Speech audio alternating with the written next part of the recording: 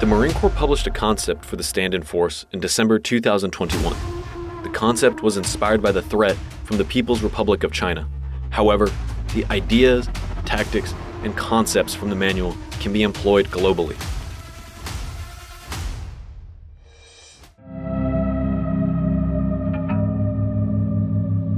The security challenges around the world are constant and ever-changing.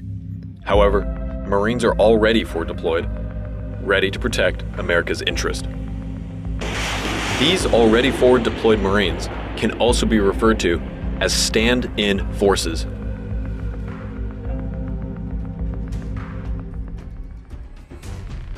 So stand-in force is trying to show our partnering nations that we have a buy-in and want to be a part of the environment with them and partner with them in their own security, as well as providing our security and our forward presence with our partners.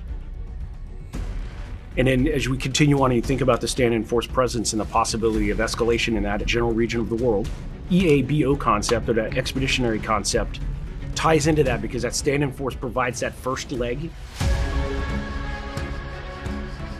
Sergeant BaumeisterCastro, Evan J. I'm first squad leader, 2nd Platoon, Kilo Company.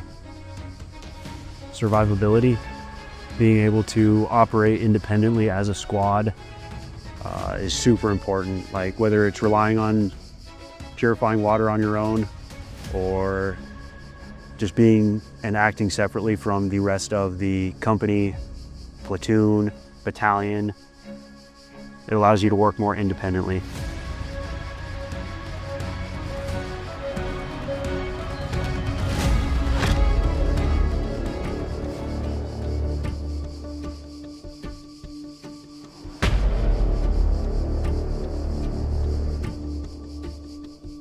It definitely takes planning. You have to know the routes. You have to know the terrain. You have to know what your mission is. Like you're not just going out there for a stroll around the park. This morning, for example, we had an ambush patrol. We had our friendly squads, 1st and 3rd squad, pulling down from their position.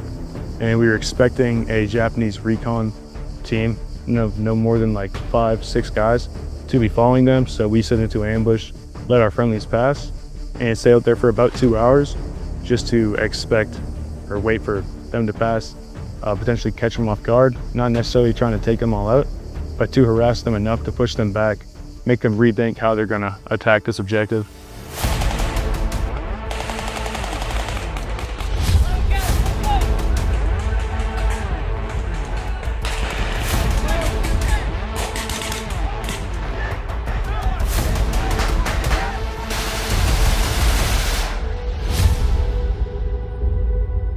It goes right back to we can sing the Marine Corps hymn and we can pull it all out, right?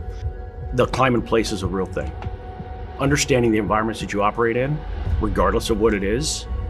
So doing things in Thailand and in Korea, Japan during Resolute Dragon, the Philippines during Valakatan, gives Marines exposure to those environments prior to having to operate in them.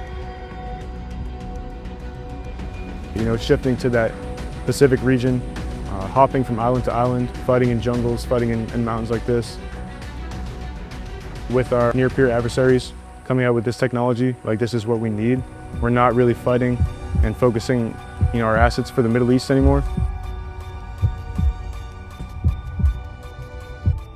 Our goal for the National Defense Strategy is to be able to deter. Today's not the day for Xi Jinping.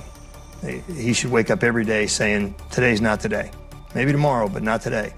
Because I have to contend with subs, I have to contend with Marine littoral regiments, I have to contend with anti-ship missile capabilities, and the last thing that I think he wants is to see Renhais and Luyangs on the bottom of the ocean.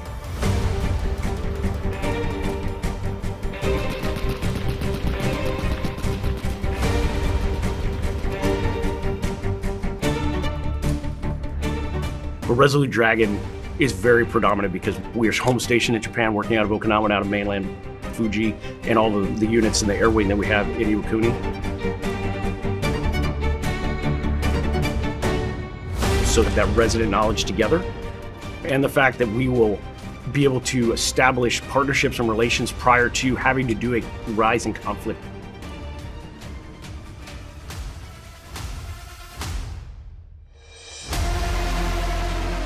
stand-in force provides me the capability that if I have to lash out and get a hold of that inhuman individual and stop him from doing something bad, that's what the stand-in force does.